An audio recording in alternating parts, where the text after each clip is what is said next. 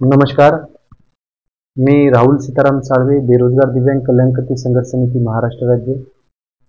दिनांक 28 फेब्रुवारी 2025 रोजी महाराष्ट्र राज्याचे उपमुख्यमंत्री तथा अर्थमंत्री अजितदादा पवार हे नांदेड जिल्हा दौऱ्यावर आले होते. आम्ही बेरोजगार दिव्यांग कल्याणकर्ते संघर्ष समितीच्या माध्यमातून दिव्यांगाच्या प्रलंबित विविध न्याय मागण्यासंदर्भात आम्ही त्यांना घेराव घालणार होतो आणि आमच्या प्रलंबित न्याय मागण्या त्यांच्या पुढे आम्ही सादर करणार होतो.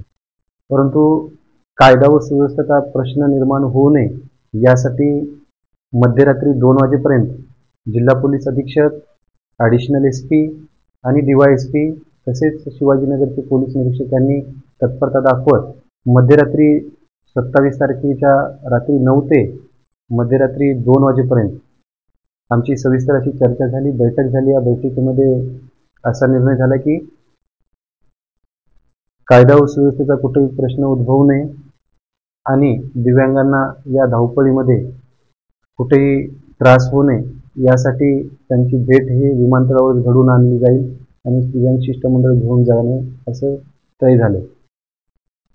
यामध्ये जिल्हा पोलीस अधीक्षक माननीय श्री अविनाश कुमारजी, अतिरिक्त पोलीस अधीक्षक माननीय श्री सूरज गुरव सर आणि इतवारा पोलीस स्टेशनचे विभागाचे DYSP माननीय श्री सुशील नाईक सर आणि शिवाजीनगर पोलीस स्टेशनचे माननीय तांदळे सर, केंद्रे सर आणि शिवाजीनगरचे पूर्ण टीम यांनी आम्हा दिव्यांगांना 28 फेब्रुवारी 2025 रोजी स्वतःच्या शासकीय 3 वाहनामध्ये, जिथे 5 शिष्टमंडळ जायचं असतं, माझे 18-19 दिव्यांग बांधव भगिनी हे नांदेड विमानतळ येथे माननीय उपमुख्यमंत्री तथा अर्थमंत्री अजितदादा पवार यांची भेट घडवली. आमचे निवेदन त्यांच्यापर्यंत पोहोचती केले.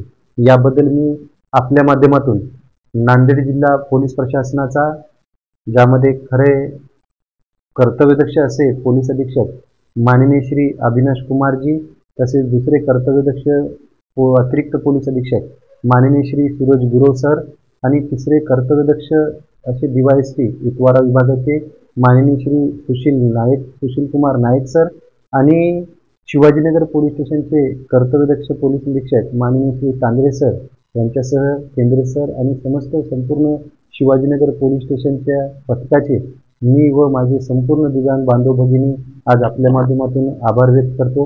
तसेच या कार्यकाळामध्ये मला प्रत्यक्ष व अप्रत्यक्षरित्या ज्या पत्रकार बांधवांनी सहकार्य केले, मी आपल्या माध्यमातून त्यांचे सुद्धा आज आभार व्यक्त करतो. धन्यवाद.